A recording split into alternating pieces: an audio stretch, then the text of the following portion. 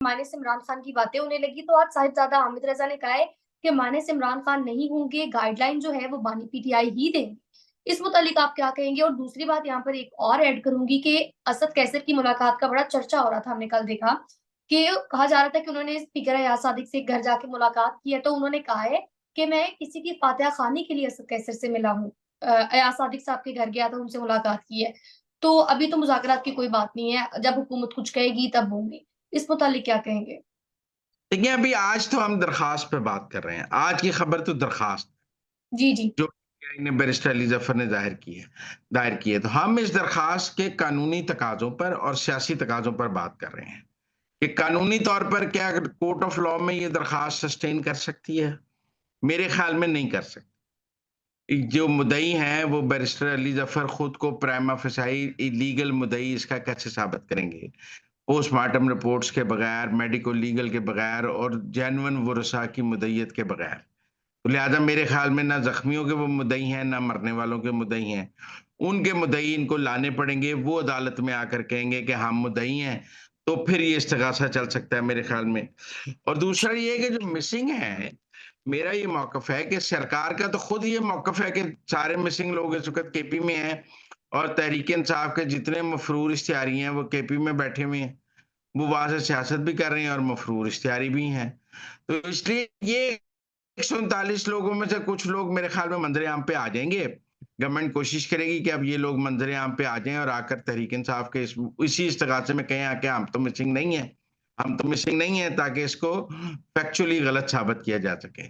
मुझे ये लगता है कि कोर्ट ऑफ लॉ में ये इस्तगासा खड़ा नहीं हो सकेगा और सियासी तौर पर भी तहरीक इंसाफ ने इसमें फौजी अफसरान के नाम नहीं लिखे।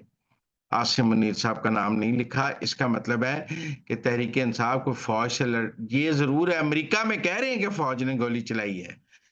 बरतानिया में पाकिस्तानी सफारत खाने के बाहर आसिम मुनीर की फ़ोटो के साथ जो एक ट्रक है, वो खड़ा किया है, जिसमें आसिम मुनीर को कह रहे हैं कि उसने गोली चलाई है।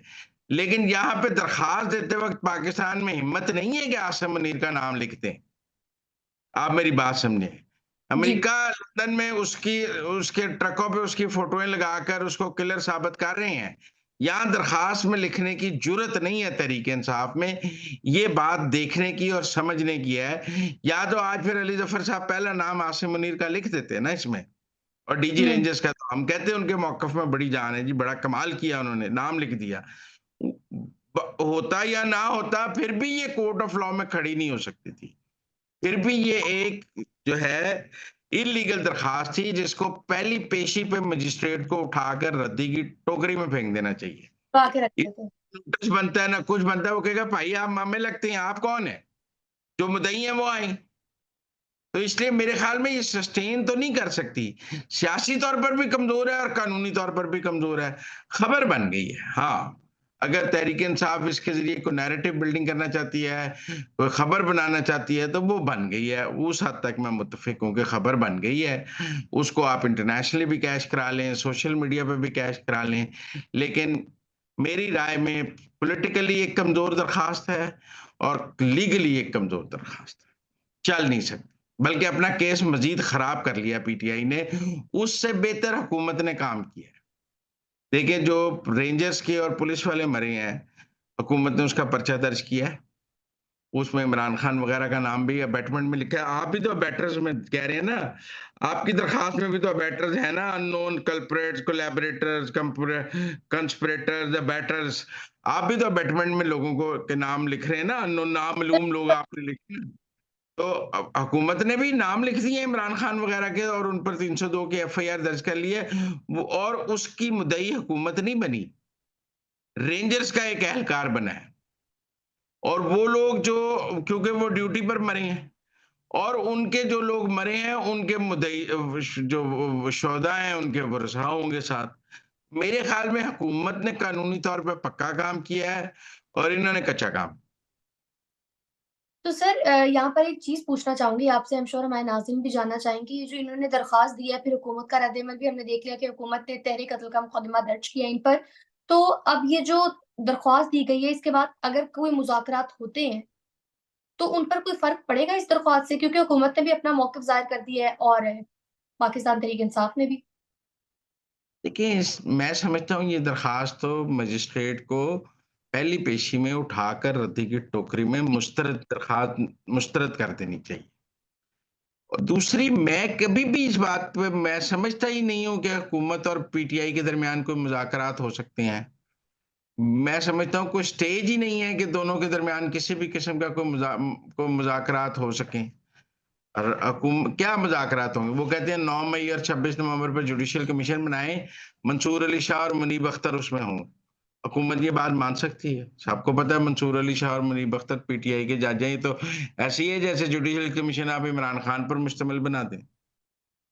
आप मेरी बात समझें, आप कहेंगे जुडिशियल कमीशन होगा इमरान खान और बुशरा बीबी, या जुडिशियल कमीशन होगा मंसूर अली शाह और मुनीब अख्तर, एक ही बात है, जिस तरह मर्ज़ी कर लें। तो वो बात तहरीक-ए-इंसाफ की मानी नहीं जा सकती और तहरीक-ए-इंसाफ इस वक़्त इस पोज़ीशन में नहीं है कि कोई मशरूत मुज़ाकरात कर सके, उसकी शर्तों के ऊपर बात हो सके। वो शिकस्त खाई हुई है और शिकस्त खाई हुई जमात जो है, वो डिक्टेशन देने की पोज़ीशन में नहीं होती। ठीक है। सर आगे बढ़ेंगे, आप कुछ बात करेंगे कि सुप्रीम कोर्ट ने मिलिट्री कोर्ट्स को इजाज़त दे दी है कि वो फैसला सुना दें और हमने देखा था कि इससे पहले भी जो 20 मुल्ज़िमान थे सर उनको रिहा किया गया था। अभी ये जो 85 मुल्ज़िमान हैं और कहा गया है कि जो जिनको माफ़ी मिल सकती है उनको माफ़ी दे दें, बाकियों के खिलाफ फैसला सुना दें। इस मुतालिक आप क्या कहेंगे? अहम पेशरफ्त है ये तो।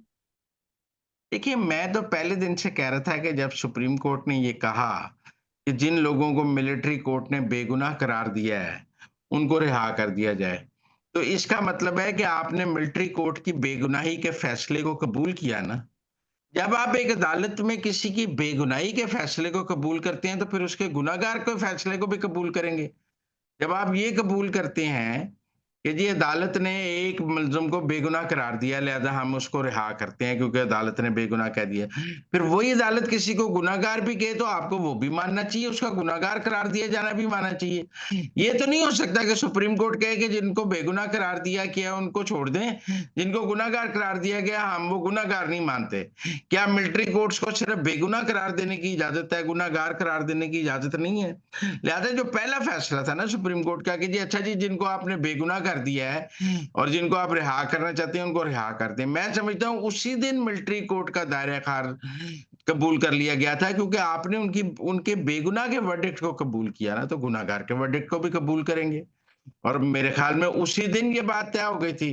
बाकी मैं समझता हूँ कि जो आज का फैसला है, ये तहरीक इंसाफ के लिए मज़ीद मुश्किलात पैदा करेगा।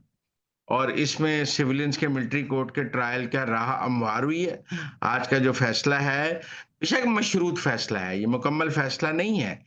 अभी सुप्रीम कोर्ट में हियरिंग बाकी है, ये रिवर्स भी हो सकता है। फ़र्ज़ कर लें मिलिट्री कोर्ट से किसी को सज़ा हुई है और ये नज़र-ए-सानी में वो कहें जी मिलिट्री कोर्ट का दायरा इख्तियार नहीं है, तो वो सज़ा खत्म हो जाएगी। लेकिन क्या रीट्रायल होगा? मैं समझता हूँ अगर सज़ा खत्म हो जाएगी तो जिनको बेगुनाह करार दिया है, उनकी बेगुनाही भी खत्म हो जाएगी। उनका भी रीट्रायल होगा। उनका क्यों नहीं रीट्रायल होगा? जो गुनहगार हुए हैं उनका भी रीट्रायल होगा, जो बेगुनाह हुए हैं, लिहाज़ा मुझे नहीं लगता कि अब ये वर्डिक्ट बदलेगा। ये एक जो है रास्ता मिलिट्री कोर्ट्स के लिए हमवार किया गया है और अब ये लोग अपनी कानून के मुताबिक अपीलें-शपीलें दायर करेंगे और इनको सज़ाएँ होंगी और ये अपनी सज़ाएँ पूरी करेंगे। लेकिन मुझे लगता है कि आगे जो फैज़ के केस में और बाकी केसेस में सिविलियंस के मिलिट्री ट्रायल होने हैं, उसका रास्ता आज खोल दिया गया है। सर आगे बढ़ेंगे और बात करेंगे खत को लेकर, तो जस्टिस मंसूर अली शाह साहब की जानिब से खत लिखा गया है। ये एक और खत है। इस मुतालिक आप क्या कहेंगे? वो जुडिशियल कमीशन के हर इजलास से पहले खत लिखते हैं, क्योंकि उनको पता होता है कि जुडिशियल कमीशन में तो उनकी बात मानी नहीं जाती है, अक्सरियत नहीं है उनके पास। वो तहरीक-ए-इंसाफ को बयानिए का ईंधन देने के लिए खत लिखते हैं। वो अपना सियासी बयानिया बनाने के लिए खत लिखते हैं और मीडिया को जारी करते हैं। मैं इसको जुडिशियल मिसकंडक्ट समझता हूँ। कि वो सियासत कर रहे हैं सुप्रीम कोर्ट में बैठ के। लेकिन मेरा मतलब है कि अब चूँकि हमारे अदालती कवानीन इतने कमज़ोर हैं और हमारा कॉन्डक्ट फॉर द जजेस भी इतना कमज़ोर है कि हम जुडिशियल मिसकॉन्डक्ट पे किसी को कोई सज़ा नहीं देते हैं। वरना मेरा तो ख़्याल था कि जिन जजेस ने इस्लामाबाद हाई कोर्ट के ख़त लिखा था, वो भी जुडिशियल मिसकॉन्डक्ट था क्योंकि उनके पास आज खुद इख्तियार मौजूद था कि कोई उनके काम में मुदाखलत करे तो वो उसको सज़ा दे सकते थे।